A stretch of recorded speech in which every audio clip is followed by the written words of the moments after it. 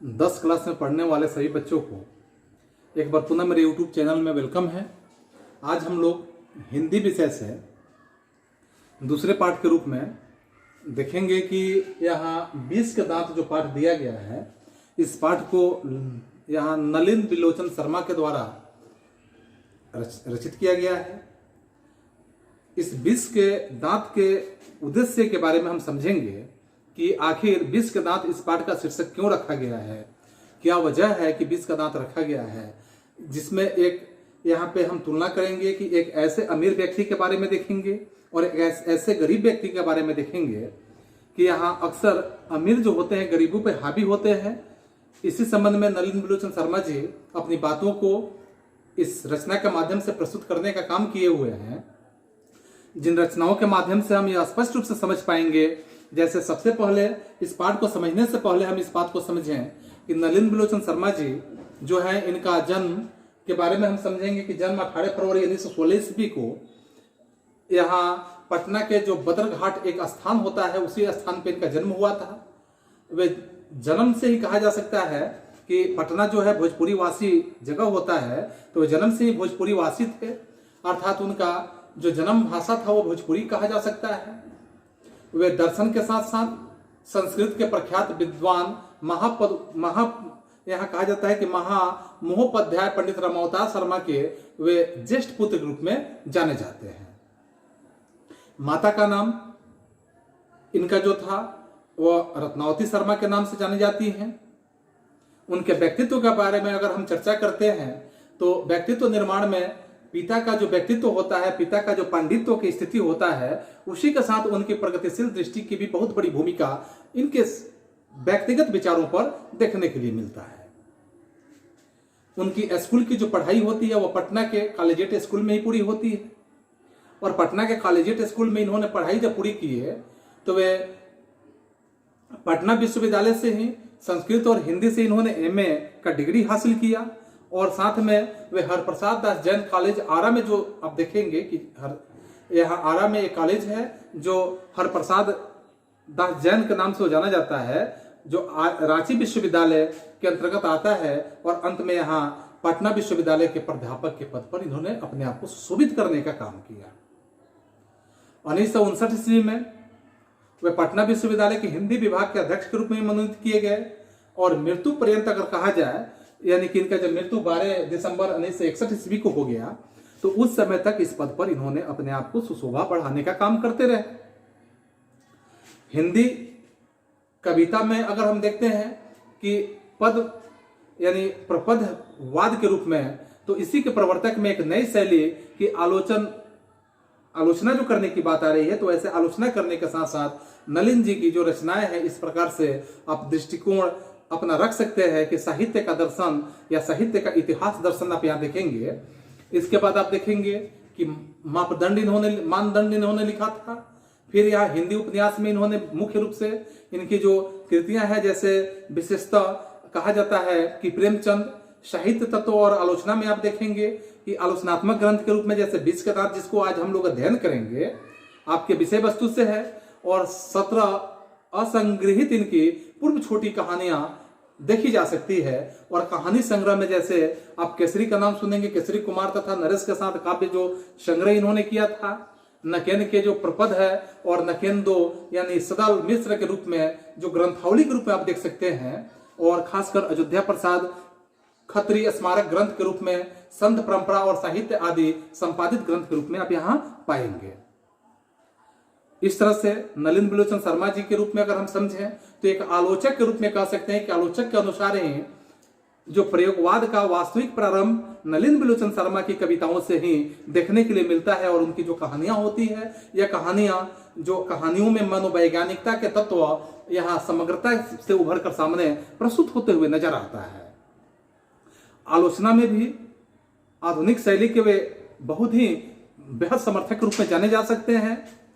साथ में वे कथ्य के रूप में, शिल्प भाषा आदि सभी जो स्तर के रूप में यहाँ देखेंगे कि सभी स्तरों पर नवीनता के वह अग्रही लेखक के रूप में कहे जा सकते हैं।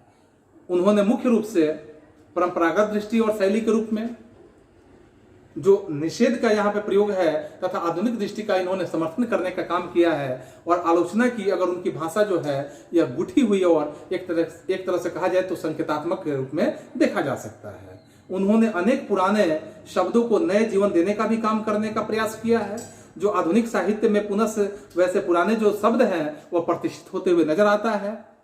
लेकिन आज हम लोग देखेंगे जिसमें विष के दांत, तो इस विष के दांत तथा अन्य कहानियां नामक जो यहाँ कहानी संग्रह से यह ली गई है, जिसमें यह कहानी मध्यम वर्ग के अनेक जो अंतर्विरोध स्थिति होता है उसी को उजागर करने का कारण बनता है। क्योंकि कहानी का जैसा यहाँ पे ठोस सामाजिक संदर्भ दिखाया गया है, वैसे ही अगर कहा जाए तो मनोवैज्ञानिक यहाँ आशय भी हम लोग के बीच में प्रस्तुत करने का कार्य किया गया है।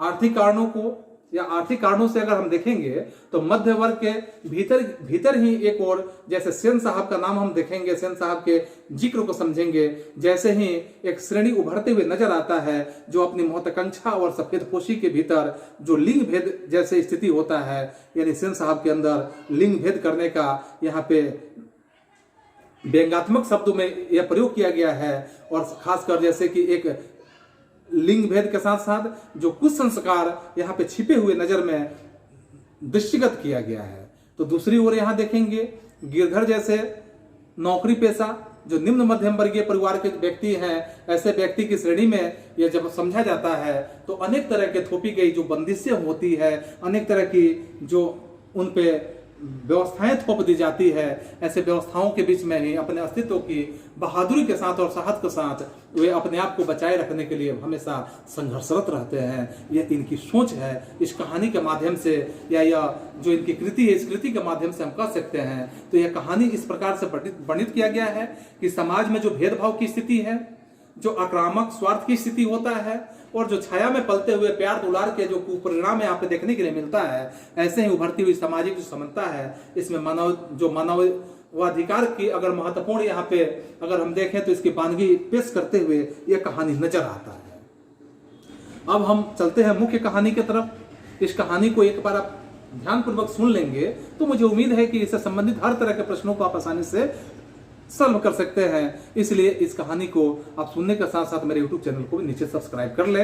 तो देखिए यहाँ 20 के दांत जो कहानी लिए गए हैं, इस कहानी का क्या उद्देश्य है कि सेन साहब की एक नई मोटर गाड़ी होती है जो बंगले के सामने बरसाती में ढक कर उसको खड़ा रखते हैं और वह मोटर गाड़ी जो है काली चमकती हुई एक एस्टिमल एंड की तरह, जैसे वह इस तरह से दिखता है गाड़ी कि जैसे कोयल जो है घोंसले में से कब उड़ जाए इसका कोई ठिकाना नहीं। इस आकृति में, इस रूप में यहाँ पर प्रस्तुत किया गया है। सेन साहब को अपने इस तरह के गाड़ी जो है, मोटर कार है, इस कार पर बहुत ज्यादा नाज है और यह नाज इसलिए और भी है क्योंकि यह एक नई मॉडल की गाड़ी है इनकी। और जबकि कहानी है तब की बातें हैं क्योंकि उस दौरान उस समय में इन्होंने इसे 7,500 रुपये में खरीदा था और 7,500 रुपये में खरीदने का यहाँ औचित्य यह है कि यह उस समय का सबसे लेटेस्ट मॉडल के रूप में यह कहा जा सकता है, जो काले रंग का है और चमक ऐसी है कि उस चमक में अगर हम चाहें तो अपने चेहरे को देख सकते हैं, जहां आईने की जरूरत नहीं पड़ सकती हो, तो अपने मुंह को भी हम देखना चाहें तो देख सकते हैं। कहीं पर भी एक धब्बा अगर उस गाड़ी में लग जाता है तो समझिए कि क्लीनर और सोफर की शामत ही समझ चाहिए। मेम साहब जो है यहाँ उनकी एक तरह से सख्त ताकीद रहता है मेम साहब का कि खोखा खोखी गाड़ी के आसपास में भटक नहीं पाए। खोखा खोखी नाम सुन के आप आश्चर्य में पड़े होंगे, खोखा क्या और खोखी क्या। तो खोखा का मतलब आप समझेंगे कि किसी दूसरे राज्य के रूप में, जैसे खोखा जो होता है लड़के को कहा जाता है और खोखी जो होता है लड़की को कहा जाता है। तो उनके जो लड़का और लड़की है गाड़ी के आसपास वहां पे फटक नहीं पाए, आसपास घूम नहीं पाए। इनकी तो 5 लड़कियां हैं और 5 लड़कियां बड़ी ही सुशील है। सेन साहब की जो 5 लड़कियां हैं, 5 लड़कियां क्या है, बहुत सुशील है। 5-5 ठड़ी और 100 भी लड़कियां तहजीब के रूप में अगर देखा जाए, तमीज के रूप में देखा जाए तो एक तरह से जीता जागता नमूना के रूप में, एक मूर्ति के रूप में अपने आप को पेश करती है। इस तरह के उसके अंदर तमीज होता है, इस तरह के उसके अंदर तहजीब होता है। मिस्टर और मिसेज जो है सेन साहब की बात, यानी उन्होंने अपने बेटियों को क्या करना चाहिए यह सिखाए, भले ही सिखाए नहीं हो, लेकिन क्या क्या नहीं करना चाहिए इस बात से भली भांति अपनी बेटियों को अवगत करा चुके थे। उनकी अगर कहा जाए कि यही तालीम उन्होंने इसे देने का काम किए थे कि बस यह समझिए कि अब आगे तालीम की जरूरत नहीं था, आगे पढ़ने की जरूरत नहीं था, आगे उन्हें शिक्षा ज्ञान लेने की जरूरत नहीं था, क्या क्या नहीं करना चाहिए। अर्थात यहाँ पे जो व्यंग के रूप में दिखाया गया है कि लड़कियों के साथ यहाँ भेदभाव किया जा रहा है और लड़कों के साथ भेदभाव नहीं हो रहा है, जो आगे और पढ़ने से हमें स्पष्ट होगा कि बस इतना ही उनको तालीम दी गई है। लड़कियां क्या है उनके नजर में, बस मात्र एक कठपुतलियां हैं, कठपुतली समझते हैं, उंगली पे जिधर नाचाएंगे उधर नाचने का काम करेगी। तो लड़कियां क्या है, ये कठपुतलियां है और उसके माता पिता को इस बात से बहुत बड़ा गर्व होता है कि मेरी लड़की जो है कठपुतली है, जैसे कहते हैं वैसे घूमती है, जैसे कहते हैं वही करती है। इस पे माता पिता को बहुत गर्व होता है। इसी तरह सेन साहब को भी यहाँ बहुत गर्व है। वे कभी किसी चीज को तोड़ती फोड़ती भी नहीं है, किसी चीज को नष्ट नहीं करती है। वे दौड़ती है और खेलती भी है, लेकिन कब खेलती है, वो भी शाम के वक्त ही खेलती है, शाम के समय ही दौड़ती है या खेलने का काम करती है। और चूंकि उन्हें यह बात भली भांति सिखाया जा चुका है कि ये उन्हें उनके सेहत के लिए बहुत जरूरी बात है, खेलना दौड़ना यह सेहत के लिए हर किसी के लिए जरूरी है, यह बात सिखाने के कारण ही वह शाम के समय खेलती और दौड़ती भी है। वे ऐसी मुस्कुराहट अपने ओठों पर लाने का प्रयास करती है, ऐसे हंसने ऐसे मुस्कुराने का प्रयास करती है, या ऐसे मुस्कुराने के लिए अपने ओठों पर मुस्कुराहट ला सकती है कि सोसाइटी की जो तरीकाएं कही जाए, यानी सोसाइटी के जो लोग हैं, ये तरीकाओं भी उनमें कुछ उनके मुस्कुराहट से सीखने का एक तालीम ले सकते हैं। तो सीख लें, पर उन्हें खिलखिलाकर किलकारी मारते हुए अगर देखा जाए तो किसी ने कभी सुना भी नहीं था। यानी ठहाके लगा के उन लड़कियों का हंसना वहां जो भी सोसाइटी के लोग थे कभी किसी ने सुना नहीं था। बस उनकी मुस्कुराहट इस प्रकार की ही होती थी जिससे किसी को कुछ सीखने की जरूरत महसूस हो, वह सीख सकता है। फिर यहां सेन परिवार की स्थिति को समझेंगे कि सेन परिवार जो है, इनके मुलाकाती रस के साथ साथ अब अपने एक शरारती बच्चों की अब बात करेंगे कि बच्चों से वो खींचकर अपने आप से कहते हैं कि एक तुम लोग हो और एक क्या है, मिसेस सेन की लड़कियां हैं। अबे फूल का गमला तोड़ने के लिए बना है, तुम लोगों ने हमारे घर के अगर कहा जाए तो कुछ भी बचने वाला नहीं है। सो जहां तक अगर कहा जाए सेन परिवार की लड़कियों का सवाल है, उनसे मोटर की चमक दमक को कोई खास खतरा नहीं था। लड़कियां जो थी कठपुतलियां थी, इसलिए उनको कोई ऐसा डर नहीं था। लेकिन सेन साहब का एक खोखा भी तो था। अब खोखा का क्या बात था, खोखा जो एक ही है और वह भी सबसे छोटा है। 5 लड़कियां, 5 लड़कियों से सबसे छोटा खोखा जो है, यानी उनका लड़का जो है वह भी सबसे छोटा होने का कारण एक तरह से कहा जाए कि खोखा जो था उनका अगर ना उम्मीद की बात किया जाए कि बुढ़ापे का आंखों का तारा था, इसलिए वो बहुत ही प्यारा था। इतना ही नहीं कि यह बात बिल्कुल नहीं कि यहाँ मिसेस सेन अपने और बुढ़ापे का कोई ताल्लुक किसी हालत में मानने को तैयार हो सकते थे। और सेन साहब तो ऐसे सचमुच में बूढ़े लगते भी नहीं थे, बुढ़ापा उनकी आ चुकी थी लेकिन बूढ़े लगते नहीं थे। लेकिन मानने लगने की बात छोड़ दीजिए, ये बात एकदम हटा दीजिए, क्योंकि यहाँ भी बैंक की बात किया जा रहा है कि कुछ लोग ऐसे होते हैं कि जब बूढ़े भी हो जाते हैं तो अपने आप को कभी बूढ़ा महसूस नहीं करते हैं, बूढ़ा होने देने का एहसास नहीं कराते हैं, या लोगों के सामने अपने आप को बूढ़ा सुनने पे उनको थोड़ा सा नाराजगी महसूस होता है। ऐसी बातें होती है लोगों के अंदर। तो यह मानने की बात हटा दीजिए कि मान लीजिए कि बूढ़ा दिख रहा है तो ऐसा नहीं समझिए अब बूढ़े को बूढ़ा मत कहिए, क्योंकि यह नकारात्मक बातों को उजागर किया गया है। तो सेन साहब को भी अभी बात अच्छा लगता है कि उन्हें बूढ़ा कोई नहीं कहे। खोखा जीवन के नियम के लिए एक तरह से कहा जाए तो सेन साहब के लिए नहीं बल्कि जीवन के नियम का एक अपवाद के रूप में कहा जा सकता है। और यह अस्वाभाविक नहीं था, क्योंकि वह अपने घर के नियमों का भी एक तरह का अपवाद के रूप में खोखा को जाना जा सकता है। इस तरह मोटर को कोई अगर खतरा हो भी सकता था, सेन साहब जो मोटर रखे थे उसको अगर कोई खतरा हो भी सकता था तो खतरा सिर्फ खोखा से ही हो सकता था, बाकी किसी से खतरा कोई नहीं था। बात ऐसी ही थी कि इनके लड़कियों में जैसे नाम जानेंगे कि एक का नाम सीमा था, दूसरे का नाम रजनी था, तीसरे का नाम आलो था, चौथे का नाम शेफाली था और 5वें का नाम आरती था। तो यहाँ सीमा, रजनी, आलो, शेफाली, आरती 5 हुई तो यहाँ सेन साहब के लिए क्या था, उनके लिए घर में एक तरह के अलग नियम बनाए गए थे। पांचों लड़कियों के लिए इनके परिवार में एक अलग नियम थे, दूसरी तरह की शिक्षा दीक्षा इनको दी जा रही थी, दूसरी तरह की तालीम दी जा रही थी, और खोखा के लिए एक अलग तरह की तालीम दी जा रही थी।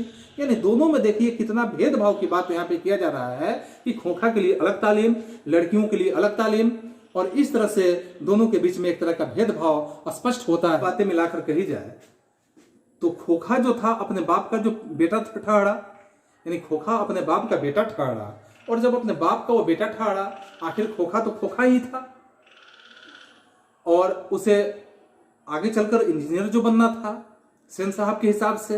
अब खोखा को क्या बनना है, यह बात खोखा को क्या कैसे पता हो सकता है, क्योंकि वो तो छोटा बच्चा है। लेकिन सेन साहब के हिसाब से खोखा को तो इंजीनियर बनना था।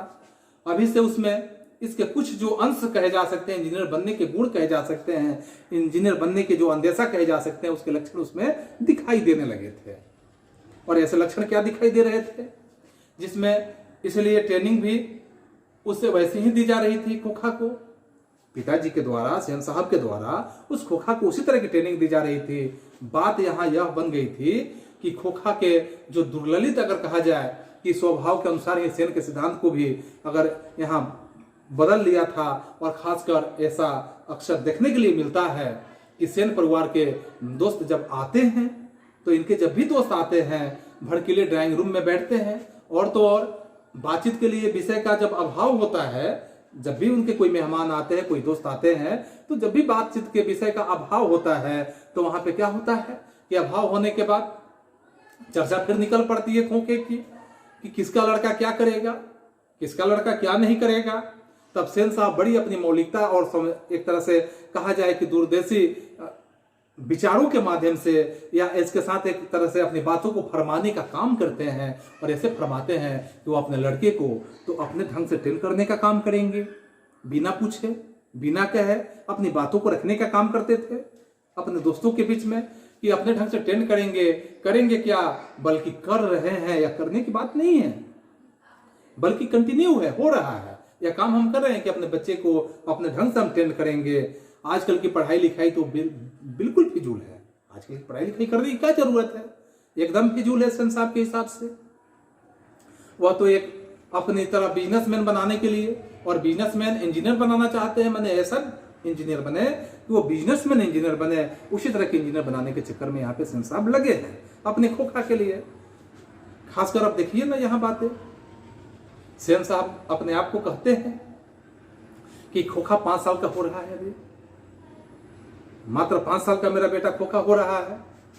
लोग कहते हैं कि उसे किंडरगार्टन स्कूल में भेज दिया करो, लेकिन मैंने अभी यहाँ इंतजाम किया है सेन साहब के हिसाब से, कि सेन साहब यहाँ इंतजाम किए हैं कि कारखानों का बढ़ई मिस्त्री 2-1 घंटे के लिए आकर उसके साथ कुछ ठोक पीट करके, और क्या करेगा, उसे कुछ अपने अनुभव की बातों को दे जाएगा, कुछ उसे तकनीक ज्ञान को दे जाएगा। इससे बच्चे की उंगलियां अभी से भी क्या होगी कि औजारों को पकड़ने के माफिक हो जाएगी, और मेरा खोखा का जब उंगली औजार पकड़ने के माफिक हो जाएगी तो हिंदुस्तानी लोग यही नहीं समझ पाते हैं कि आखिर में बच्चे को ट्रेनिंग क्यों नहीं दी जाती है।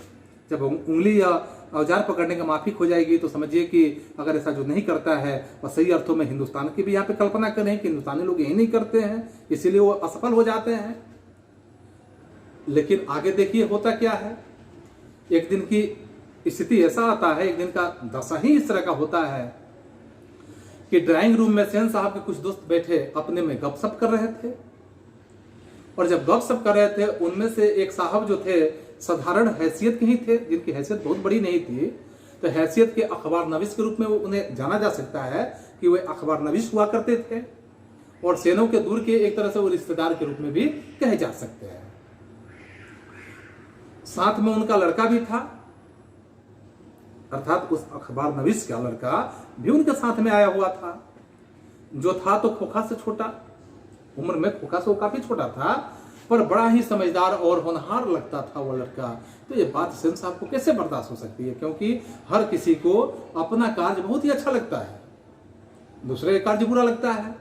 अपना बेटा बहुत अच्छा लगता है, तो वही स्थिति था सेन साहब के साथ कि वो होनहार लगता था, और ऐसा मालूम होता था कि किसी ने उसकी कोई अगर वो लड़का जो था उसकी हरकत को देखकर उसी दोस्तों में से, उसी रिश्तेदारों में से किसी ने यहाँ क्या किया कि कुछ उस बच्चे की तारीफ कर दिए, क्योंकि जब अच्छा बच्चा होगा तो तारीफ तो कोई करेगा ही। 10 आदमी 5 आदमी बैठे हों तो अच्छाई को देखकर तो तारीफ होगा ही।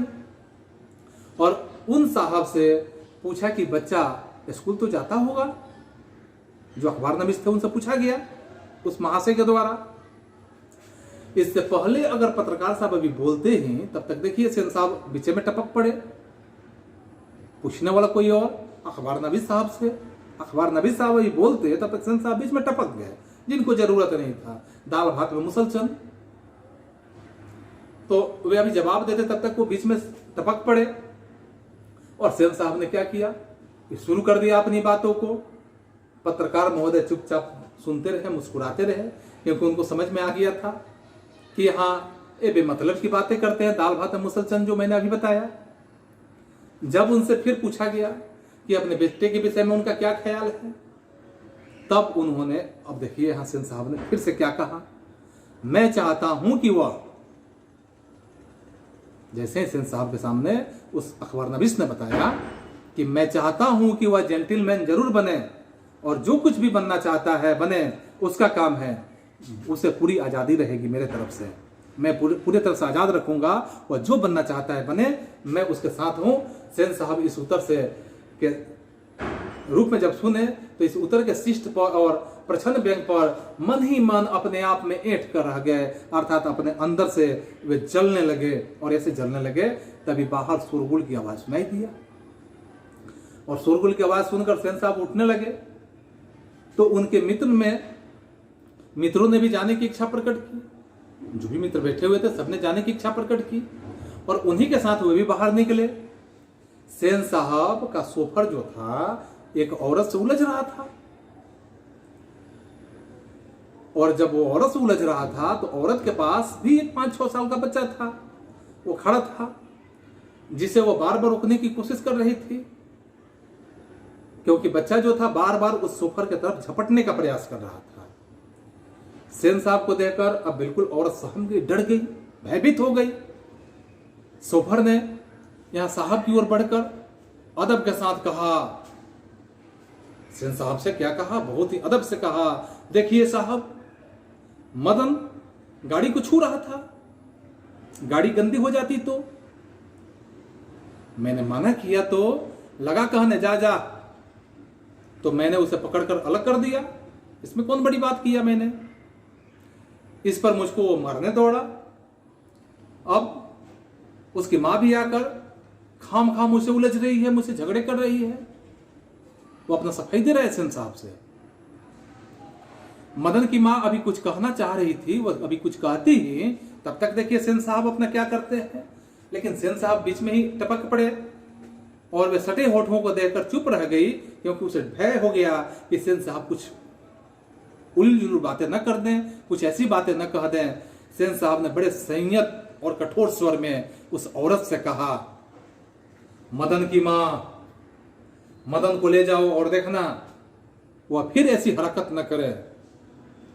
मदन की मां जो थी, अपने बच्चे के बाएं घुटने से निकलते हुए जो खून था, क्योंकि मदन को तो चोट लग गया था, बाएं घुटने में फूट गया था, तो बाएं घुटने में जो निकलते हुए खून था उसको पोंछती हुई चली गई चुपचाप, क्योंकि वह तो कमजोर घराने से थी, आर्थिक रूप से कमजोर थी, और खासकर उसका पति जो था, अर्थात मदन का पिता, उनके यहां काम करने वाला एक मजदूर था और एक उनके यहां नौकरी करता था।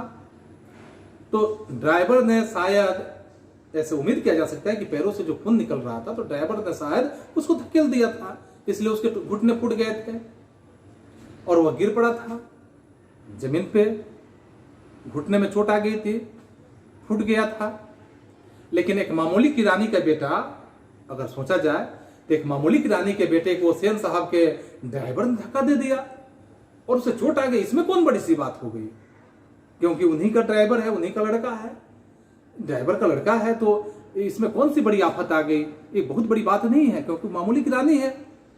देखिए यहाँ सोच क्या है, व्यंग्यात्मक रूप से यहाँ पे नलिनी लोचन शर्मा जी किस तरह से प्रस्तुत करने का प्रयास कर रहे हैं कि ठीक इसी वक्त अभी यही बातें हो रहा था, यही विचारे हो रहा था, तो इसी वक्त मोटर के पीछे खट खट की आवाज सुनकर सेन साहब फिर से लपके।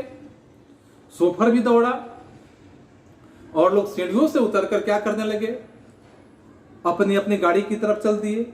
जो लोग भी इनके गेस्ट लोग आए हुए थे, मेहमान अतिथि आए थे, वे लोग भी अपनी गाड़ी की तरफ चल दिए।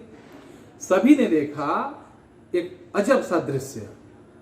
सेन साहब खोखा को गोद में लेकर उसे हल्की मुस्कुराहट के साथ डांट रहे हैं। और क्या डांट रहे हैं अपने बेटे को, उनको बहुत प्रियता दिख रहा है। और देखिए उसके बेटे ने क्या कमाल कर दिया है, और वो डांट रहे हैं। और मोटर की पिछली बत्ती का लाल शीशा जो है वो बिल्कुल चकनाचूर हो गया है। और इतना चकनाचूर हो गया है कि सेन साहब के मित्र को संबोधित, यानी अपने मित्रों को संबोधित करते हुए उन्होंने कहा कि देखा आप लोगों ने, मैं तो कहीं रहा था यहीं पर, देखिए एक बात कि आप लोगों ने देखा, बड़ा शरारती हो गया है काशू। या कासू जो है बहुत ही शरारती हो गया है, क्योंकि मोटर के पीछे ही यह हरदम हाथ गोड़ धो के नहा धोवा के पड़ा रहता है। ठीक है, उसके कल पुर्जों में इसकी आज से ही इतनी दिलचस्पी हो गई है कि अब आप लोगों को मैं क्या बताऊं। या सेन साहब अपने मित्रों से कह रहे हैं कि इतनी दिलचस्पी है इसके मन के अंदर कि अब मैं आप लोगों को क्या बताऊं। शायद यह देखना चाह रहा था कि आखिर इस बत्ती के अंदर है क्या। देखिए विचार, देखिए सोच, देखिए यहां अंतर। एक तरह का व्यंग्यात्मक रूप से नलिन विलोचन शर्मा जी यहां स्पष्ट कर रहे हैं। सेन साहब फिर से यहां खोखा को जमीन पर उतार लेते हैं और रखकर अपने दोस्तों के साथ उनके कार की तरफ चल देते हैं उन लोगों को विदा करने के लिए। और जैसे ही उन्होंने अपने मित्रों की भाव भंगिमा को समझे, तो देखते ही, अभी देखते भी तो कुछ समझ पाते, इसमें शक ही था एक तरह से, क्योंकि वो लोग तो समझ रहे थे जो भी मित्र थे कि सेन साहब यहाँ पे जो कर रहे हैं अच्छे नहीं कर रहे हैं। और मिस्टर सिंह जो है अपनी कार के पास जैसे पहुंचते हैं, सेन साहब को नमस्कार करके दरवाजा अभी खोलने के लिए बढ़ते हैं, और फिर से वहां पे अचानक ही रुक जाते हैं। और रुक कर क्या सोचते हैं, देखिए क्या होता है उनके साथ, किस तरह की उनके साथ किया गया है कारनामा। तो उनकी निगाह अचानक उनके अपने मोटर गाड़ी के अगले चक्के पर जाती है, और अगले चक्के पर जब जाती है तो क्या होता है, वह टायर बिल्कुल उनका बैठ चुका होता है, हवा निकल गया होता है, शायद यानी कहा जाए तो पंक्चर हो चुका था। सेन साहब भी आगे बढ़ाए और कुछ झिझकते हुए बोले, कहीं ऐसा तो नहीं है कि कासू ने हवा निकाल दी हो। झिझक कर ही बोले, ड्राइवर जरा इसके दूसरे चक्कों को भी तो देख लो और पंप लेकर आओ, हवा भर दो। और हाँ, कुर्सियां लान में लगवा दो। क्यों लान में लगवा दो, तब तक हम यहां बैठते हैं और तब तक तुम क्या करो, हवा भर लो। ड्राइवर ने क्या किया, एक कार का चक्का लगाकर सूचना दी कि दूसरी ओर के पिछले चक्के की भी हवा निकाल ली गई है। काम तो कासू बाबू का ही मालूम पड़ता है, इधर ही खेल रहे थे, सोफर ने बताया और पंप लाने चला गया। देखिए अपने बच्चे कितना प्रिय है, हवा निकाल दिया, कोई बात नहीं, क्योंकि वह सेन साहब का बेटा है और वह मदन जो है उनके किरानी का बेटा है। अंतर बस इतना ही है। मुखर्जी साहब क्या करते हैं, जिनके मित्र में है, वो भी कि गाड़ी बिल्कुल सकुशल होती है और वह अपने और पत्रकार महोदय के परिवार के साथ चुपचाप चल देते हैं, क्योंकि वो समझ रहे हैं कि ये जो है बड़ बुलंद है, बस दूसरा कुछ नहीं, अपनी बड़ाई के सामने दूसरे किसी से मतलब नहीं। सेन साहब और मिस्टर सिंह जो है लान की कुर्सियों पर बैठकर बातें करते रहते हैं। बातों के सिलसिले में ही अब सेन साहब ने यह बताते हैं कि कासू ने इधर चक्कों से हवा निकालने की हिकमत अब जान चुका है, इसको तरकीब यह मालूम हो चुका है, और खासकर जैसे ही मौका मिलता है तो अपना शरारत कर गुजरता है। उनका अपना एक तरह का ख्याल था कि उनकी ऐसे हरकत के रूप में, कि हरकत को देखकर वह साफ मालूम होता था कि इंजीनियर में उसकी बिल्कुल दिलचस्पी है, माने यह सेन साहब के मन की बातें थी, मन का एक भ्रम था। इसी तरह की दूसरी बेमतलब की बातें अब हो रही है, क्योंकि टाइम जो पास करना है यहाँ मिस्टर सिंह साहब को भी। तब तक क्या होता है कि चक्के में जो पंप है नहीं हो गया, और मिस्टर सिंह जब तक चले नहीं गए तब तक वे अपनी बातों को बेमतलब का इन पर थोपने का प्रयास करते रहे। अब देखिए, सेन साहब जब अंदर लौटे तो बेहरा को, मदन के पिता गिरधर को, और साथ में जो उनकी फैक्ट्री में किरानी था और अहाते के कोने में आउट हाउस में वो रहने का काम करता था, वो वहीं आउट हाउस में उसको जगह दिया गया था, बुला लाने का हुक्म दिया, क्योंकि उस समय वो लोग थे तो कुछ नहीं बोले थे। अब बातें बढ़ रही है आगे, अब कहानी का वास्तविक मजा आएगा आपको। गिरधर लाल वहां पे जब आता है और सेन साहब के सामने वह एक तरह से दोषी के रूप में सिर झुकाकर खड़ा हो जाता है, क्योंकि वह एक मामूली किरानी है। जैसे लग रहा है कि वो उसने खून का जुर्म करके आया हुआ हो, एक कैदी हो जो जज के सामने खड़ा हो, इस तरह की स्थिति में वो खड़ा है। सेन साहब जो है यहाँ ठंडी बेलौस आवाज में अपनी बातों को कहना शुरू करते हैं, और कैसे शुरू करते हैं ध्यान दीजिएगा, सुन लीजिए इस बातों पर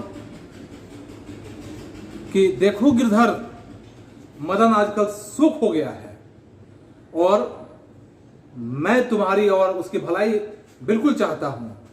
गाड़ी को गंदा किया वह बात तो अलग है, मना करने पर ड्राइवर को मारने दौड़ गया, और मेरे सामने भी डरने के बदले उसके और वह बार बार झपटने का प्रयास करते रहा।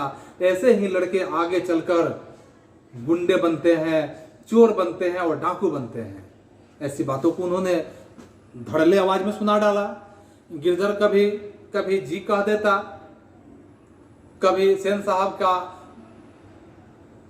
बस जी हजूरी कर लेता था, और सेन साहब का लगातार जो था एक तरह से कहा जाए तो लंबी स्पीच जारी था, एक लंबा भाषण इनका जारी था, गिरधर को सुनाना था, क्योंकि उसका किरानी जो था उसकी क्या हालत होती है तुम बिल्कुल जानते ही हो। उसे संभालने की बार बार कोशिश, यानी उसे संभालने की कोशिश करो, फिर ऐसी बात अगर होती है, ऐसी बात यदि हुई तो यह बिल्कुल अच्छा नहीं हुआ, तुम अब जा सकते हो। इस तरह के बातों से यहाँ सेन साहब जो है यहाँ गिरधर को वापस भेज देते हैं। उसी रात गिरधर जब अपने उस कमरे में जाता है तो गिरधर के लिए जो क्वार्टर दिए गए हैं उस क्वार्टर के अहाते में जैसे ही वो आता है तो मदन के चित्कार से यहाँ सेन, और फिर ऐसे होता है कि उस रात गिरधर लाल जो है, गिरधर लाल के क्वार्टर में जैसे ही आते हुए मदन की चित्कार से सेनों का जो आरामदेह शयनगार होता है, शयनागार एक तरह से बुझने का काम करने लगता है। आराम में जब खलल पड़ने लगता है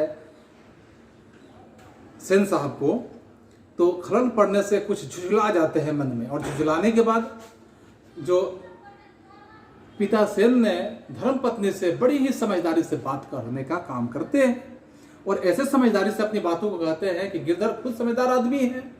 अपनी पत्नी से जिक्र कर रहे हैं कि गिरधर जो है खुद समझदार आदमी है, उसकी बीवी ने ही लड़के को बिगाड़ दिया है, मदन की यही दवा है, मेरी तो तबीयत हुई थी कि कम वक्त के खाल उड़ेल कर रख दूं। यह सेन साहब की आवाज है मदन के लिए। गिरधर ने ऐसे ही अगर कड़ाई जारी रखा तो शायद वह निश्चित रूप से ठीक हो जाएगा। अर्थात आगे वो कहते हैं spare the rod and swell the child, मतलब आप समझ ही रहे हैं। अब इस तरह से जो माता जो सेन की नींद है उस बातों से उचट जाती है, नींद खुल जाती है, और उन्हें मदन की कतार से ज्यादा चिल्लाहट समझ में आता है कि सेन का ही चिल्लाहट ज्यादा हो रहा है, और इनके बकबक से वह बिल्कुल मन के अंदर से वह रीझ जाती है। अर्थात वह बहुत ही मन से वो क्रोधित हो जाती है, और क्रोधित होकर क्या करती है, उन्होंने भी अपनी खींच मदन पर ही उतार दिया। मदन का नाम पर क्या कहना चाहती थी, क्योंकि यहाँ हर एक शब्दों में जो नलिन बिलोचन शर्मा जी हैं इनके माध्यम से स्पष्ट किया जा रहा है कि हर बातों में यहाँ पे एक तरह का व्यंग्यात्मक बात ही किया जा रहा है, और कह रही है अपने पति सेन साहब से मदन के लिए कि कम वक्त कैसे कौवे की तरह कांव कांव चिल्ला रहा है, भिख मांगा कहीं का, खोखा की बराबरी करता फिरता है। क्योंकि वो तो बकबक से रिजी है, सेन साहब के बकबक से। मदन का यहां जब रोना रुदन हो जाता है, रुक जाता है, तो खैरियत यह होती थी कि उसकी सिसकियां सेनों के संसार तक नहीं पहुंच सकती थी।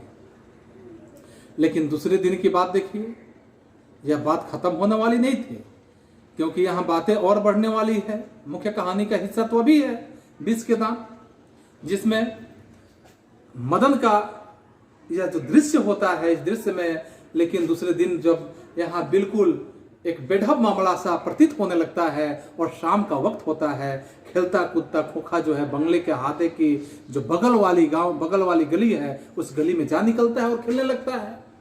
वहां धूल में मदन की स्थिति है कि अपने पड़ोसियों के साथ आवारागर्द जो छोकरे हैं, उन छोकरों के साथ लट्टू नचाने का काम कर रहा था। खोखा ने देखा तो उसका भी तबीयत मचल गया, उससे भी मन होने लगा कि हम भी एक बार लट्टू नचा ले। लेकिन बात यह थी कि हंस और कौओं की जमात में शामिल होने के लिए ललक रहा था। हंस चाह रहा था कि कौवे की जमात में हम भी शामिल हो जाए, तो इसके लिए वो ललक रहा था। लेकिन बात यह था, लेकिन आदत से वह लाचार था, क्योंकि वह सेन साहब का जो पुत्र था। और बड़े ही रोब के साथ मदन से उसने कहा कि हमको लट्टू दो, हम भी खेलेगा। इस तरह के रोब के साथ उसने कहा। दूसरे लड़के जो थे, दूसरे लड़कों को यहाँ खोखा से किसी तरह का उज्र नहीं था, किसी तरह का कोई मतलब नहीं था। यहाँ मतलब तो मदन और खोखा के बीच में ही था। वे खोखा को अपनी जमात में लेने के वे फायदे को नजरअंदाज नहीं कर सकते थे, पर उनके जो ऊपर या अपमानित प्रताड़ित मदन लीडर जो था, या सभी कौओं के जमात का लीडर के रूप में कहा जा सकता है, या इस बात को कब मंजूर कर सकता था, बिल्कुल संभव नहीं था। उसने छूटते ही जवाब दे दिया खोखा के लिए, अबे भाग जा यहां से, बड़ा आया है लट्टू खेलने वाला, है भी लट्टू तेरे पास, जा अपने बाबा की मोटर पर बैठ। और इस तरह की आवाज को सुनकर, इस तरह की बातों को सुनकर, जो यहां सेन साहब का पुत्र खोखा है अर्थात कासू है, वो बिल्कुल तैस में आ गया। वह इसी उम्र में नौकरों पर भी हाथ छोड़ दिया करता था, अपनी बहनों पर भी हाथ चला देता था, और क्या मजाल कि उसे कोई कुछ कर दे।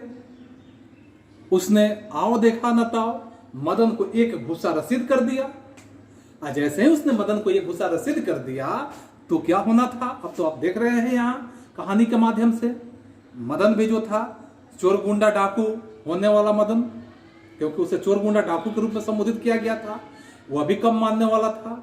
वह झट कासू पर टूट पड़ा। जैसे कासू पर टूटा, देखिए दूसरे लड़के जो थे उससे कुछ दूरी बनाकर इसका एक तमाशा देखने लगे, और तमाशा इस तरह से देखने लगे, इस द्वंद्व युद्ध का मजा लेने लगे।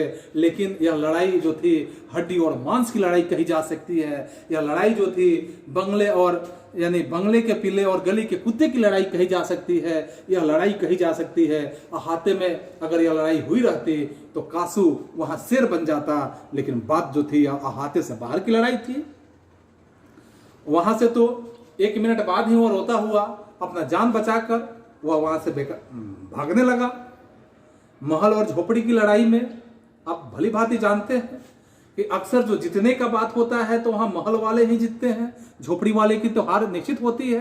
तो यहां अगर कहा जाए, पर उसी हालत में जब दूसरे झोपड़ी वाले उसकी मदद के रूप में अपने ही खिलाफ करने लगते हैं, लेकिन बच्चों को इतनी अकल कहां होती है। उन्होंने न तो अपने दुर्दमनीय स्थिति को समझा, और न इस तरह से अगर कहा जाए कि लीडर के रूप में यहाँ मदन की न अपने माता पिता के मालिक के लाडले को ही समझा। हाँ, यह कहा जा सकता है कि लड़ाई खत्म हो जाने पर तुरंत ही सहमते हुए वह तितर बितर सभी बच्चे इधर उधर चले गए, तितर बितर हो गए। मदन घर नहीं लौटा, क्योंकि मदन को तो पता था कि मुझे क्या मिलने वाला है, इसलिए वो घर नहीं लौटा।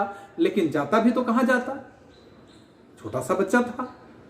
8-9 बजे तक इधर उधर हुआ, मारा फिरता रहा, घूमता रहा, कहीं कहीं अपने आप को बचते रहा।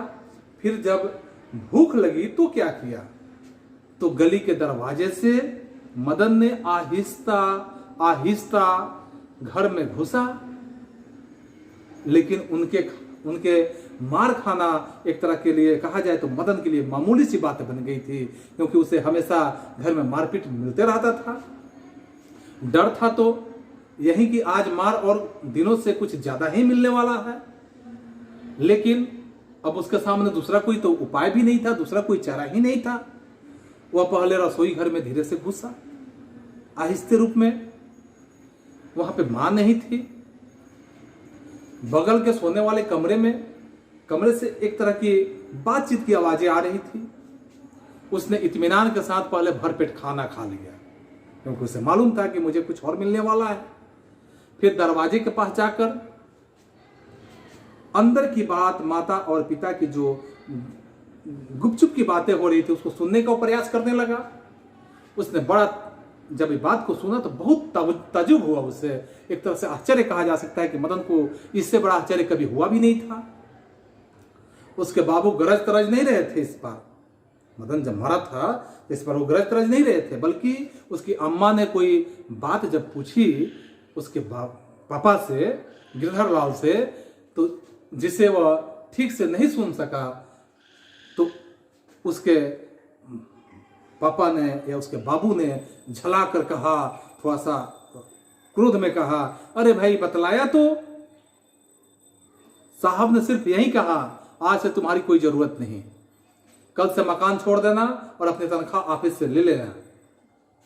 मदन के काम की कोई बात नहीं हो रही थी, यानी इसे लग रहा था कि मेरी यहां कोई बातें नहीं हो रही थी। उसकी सजा की तजवीज होती रहती तो सुनने की कोशिश वह करता रहता कि मेरे लिए बातें की जा रही है। वह धीरे धीरे दबे पांव बरामदे में रखी हुई चारपाई की तरफ सोने के लिए वह चल दिया।